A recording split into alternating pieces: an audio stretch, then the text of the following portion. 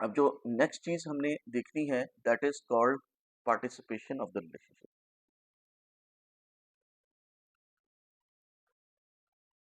Participation of relationship, ठीक है। हमने अभी इससे पहले कार्डिनलिटी की बात की थी। कार्डिनलिटी मैक्सिमम वैल्यू की बात करती है। ये पार्टिसिपेशन जो है वो मिनिमम वैल्यू की बात करती है कि मेरी एग्जिस्टेंस, और एग्जिस्टेंस की बात करती है कि क्या, फॉर एग्जांपल अगेन कस्टमर और ऑर्डर की बात करते हैं, क्या कस्टमर बनने के लिए ऑर्डर देना जरूरी है, ठीक है।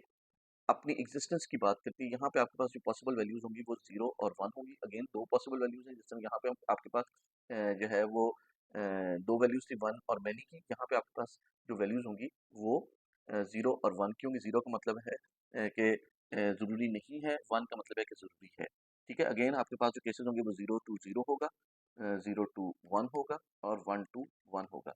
इनको कहते क्या है? Optional on both sides. 0 1 को कहते हैं ऑप्शनल, इसको 10 भी, यहाँ पे 10 भी लिखा जा सकता है। Optional on one side, required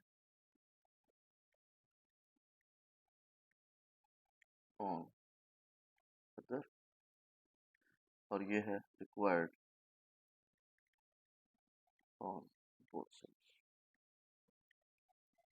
इसको भी जरा हम देख लेते हैं अपनी इन्हीं रिलेशनशिप्स के अंदर कि कौन सी है, इनकी पार्टिसिपेशन वैल्यूज क्या है। तो सबसे पहले हमने जिस तरह बात की कस्टमर और ऑर्डर की बात करते हैं, तो कस्टमर एक अगर हमने पिक कर लिया है, एक कस्टमर पिक कर लिया हमने, उसके अगेंस्ट क्या ऑर्डर होना लाजमी है या नहीं है, ठीक है। जरूरी नहीं है आपका कस्टमर, लेट से आपने ऑनलाइन स्टोर है तो उसने जो है वो अकाउंट बना लिया अपना, तो जरूरी नहीं है कि उसने कोई ऑर्डर भी दिया हो। अच्छा, यहाँ पे देखिए मैं जो दो वैल्यूज लिख रहा हूँ, हर लिंक के ऊपर मैं दो वैल्यूज लिख रहा हूँ। पहली वैल्यू जो होगी that would be the participation value, और जो दूसरी वैल्यू होगी वो हमारी वैल्यू होगी कार्डिनलिटी की, ठीक है। मैं कलर कोड भी कर रहा हूँ ताकि आपको बाद में जैसे कि आप इसको देख रहे हो, दोबारा रिवाइज कर रहे हो, तो आपको इसको समझने में आसानी हो, ठीक है। यहाँ पे ऑर्डर और कस्टमर की बात करते हैं। अगर एक ऑर्डर पिक करें तो क्या ऑर्डर बगैर कस्टमर के आ सकता है? नहीं, बिल्कुल नहीं आ सकता। ऑर्डर के लिए कस्टमर होना लाजमी है, ठीक है। सिमिलरली ऑर्डर और एम्प्लॉय की बात करते हैं। क्या ऑर्डर बगैर एम्प्लॉय के आ सकता है? नहीं, ऑर्डर जो है उसके लिए एम्प्लॉय होना लाजमी है। बगैर एम्प्लॉय के कोई ऑर्डर हमारे सिस्टम में एग्जिस्ट नहीं कर सकता, जो किसी ऑर्डर किसी एम्प्लॉय ने रिसीव ही नहीं किया। एम्प्लॉय की बात करते हैं तो क्या एम्प्लॉय जो है वो ज़रूरी है उसके लिए कि एम्प्लॉय बनने के लिए कि उसको ऑर्डर मिला हो?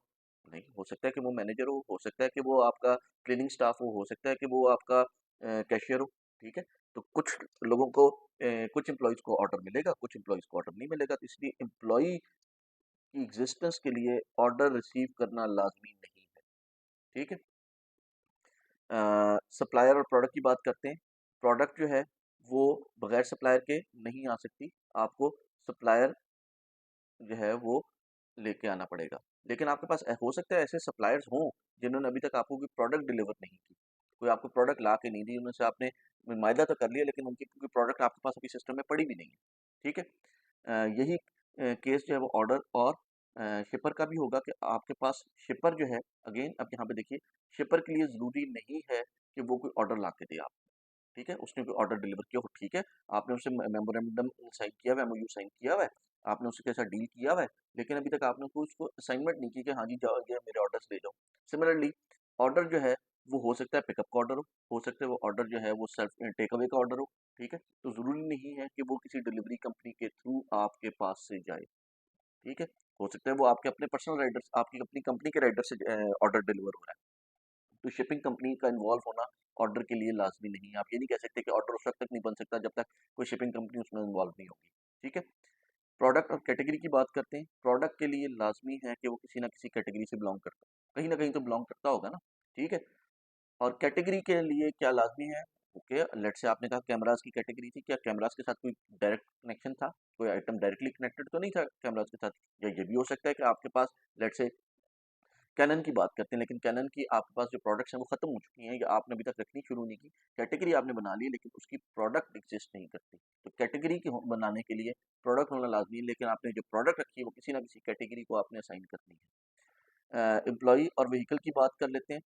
क्या एम्प्लॉई के लिए व्हीकल होना लाजमी है? कि आप कहते हैं कि जी जब तक मैं एम्प्लॉई जो है वो उस वक्त बनूंगा जब तक मुझे तुम मोटरसाइकिल दोगे या गाड़ी दोगे, उससे पहले मैंने तुम्हारा एम्प्लॉई नहीं बनना।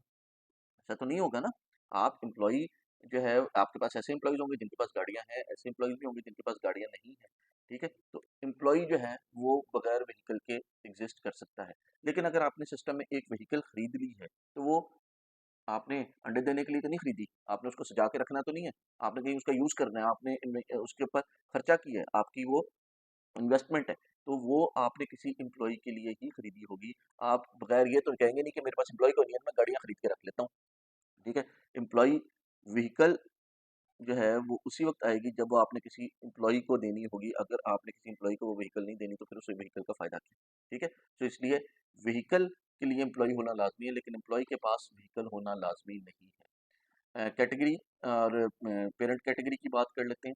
हमने कहा जी एक कैटेगरी के मल्टीपल चिल्ड्रन हो सकते हैं, ये चिल्ड्रन है, ठीक है, पेरेंट ऑफ सम चिल्ड्रन। तो लेकिन क्या जरूरी है कि उसके कोई चिल्ड्रन हो? फॉर एग्जांपल हमने यहाँ पे सोनी की या कैनन की बात की, उसकी तो कोई सब कैटेगरीज कोई सब चिल्ड्रन चिल्ड्रन नहीं थे। तो यहाँ पे हम कहेंगे कि जी कैटेगरी के लिए जरूरी नहीं है कि उसके कोई चिल्ड्रन एग्जिस्ट करते हैं। सिमिलरली रिवर्स में जाते हैं कि मेरे पेरेंट की बात करते हैं, तो जिस वक्त हम सोनी से बात करें, सोनी का पेरेंट जो है वो डीएसएलआर, डीएसएलआर का पेरेंट जो है वो पॉइंट कैमरा, कैमरा का पेरेंट जो है वो ऑडियो विजुअल्स, ऑडियो विजुअल्स का पेरेंट जो है वो होम इलेक्ट्रॉनिक्स, होम इलेक्ट्रॉनिक्स का पेरेंट इलेक्ट्रॉनिक्स, इलेक्ट्रॉनिक्स का पेरेंट कौन है? इलेक्ट्रॉनिक्स का तो कोई पेरेंट नहीं है, वो तो हमारी बेस स्टार्टिंग पॉइंट था। तो इसलिए ज़रूरी नहीं है कि हमारे पास जो कैटेगरी हो उसका कोई पेरेंट भी एग्जिस्ट करता हो। ठीक है, सो इसलिए अगेन ये दोनों साइडों पे ऑप्शनल है। प्रोडक्ट और ऑर्डर की बात करते हैं। प्रोडक्ट ऑर्डर की बात करते हैं, क्या हमारे पास ऑर्डर जो है कोई ऐसा ऑर्डर हो सकता है जिसमें प्रोडक्ट ना हो? ठीक है, कोई ऐसा प्रोडक्ट नहीं हो सकता जिसमें ऑर्डर ना हो। तो प्रोडक्ट, अगर हमारे पास कोई ऑर्डर एग्जिस्ट करता है तो वो किसी ना किसी प्रोडक्ट उसके अंदर इन्वॉल्व होगी। सिमिलरली हम प्रोडक्ट की बात करते हैं, लेट से हम कहते हैं जी सूफी सनफ्लावर कुकिंग ऑयल 5 kg, ठीक है, 5 लीटर पैक। अब अगर वो, क्या जरूरी है कि जी वो प्रोडक्ट के लिए वो खरीदेगा तो प्रोडक्ट लाएगा? अगर खरीदा नहीं, किसी ने खरीदा नहीं, किसी ने ऑर्डर नहीं किया, किसी ने उसके परचेज नहीं किया, तो वो हमारे पास प्रोडक्ट नहीं बनेगी? नहीं, ऐसा तो नहीं है ना। वो प्रोडक्ट बन जाएगी, ठीक है, बेशक उसको किसी ने परचेज नहीं किया। तो प्रोडक्ट जो है, इट उसकी एग्जिस्टेंस ऑर्डर पे डिपेंडेंट नहीं है, लेकिन ऑर्डर जो है उसके अंदर जो है वो प्रोडक्ट होना लाजमी है। ठीक है, so this is called participation. हमने यहाँ पे अब 3 चीज़ें देख ली हैं। एक हमने पहले रिलेशनशिप देख ली। रिलेशनशिप के अंदर हमारे पास जो है वो कनेक्शंस थे, जो हमारी एंटिटीज़ के थे, एंटिटीज़ के कनेक्शंस थे, वो उनको हमने रिलेशनशिप्स कहा था। उसके बाद उन रिलेशनशिप्स को हमने 2 हिस्सों में डिवाइड किया। एक हिस्से को हमने कहा कि one type of relationship is defined by cardinality या मैक्सिमल वैल्यू, कि एक तरफ से अगर हम एक रिकॉर्ड पिक करें तो दूसरी तरफ हमें पोटेंशियली एक रिकॉर्ड मिलेगा या एक से ज़्यादा रिकॉर्ड्स मिल सकते हैं। This is called cardinality. और कार्डिनलिटी हमने देखा था कि हमारे पास 3 तरह की होती है, वन टू वन हो सकती है, वन टू मैनी हो सकती है, और मैनी टू मैनी हो सकती है। फिर दूसरी तरह की जो हमारे पास टाइप ऑफ पार्टिस हमने रिलेशनशिप को डिफाइन किया था, that was on the minimal value.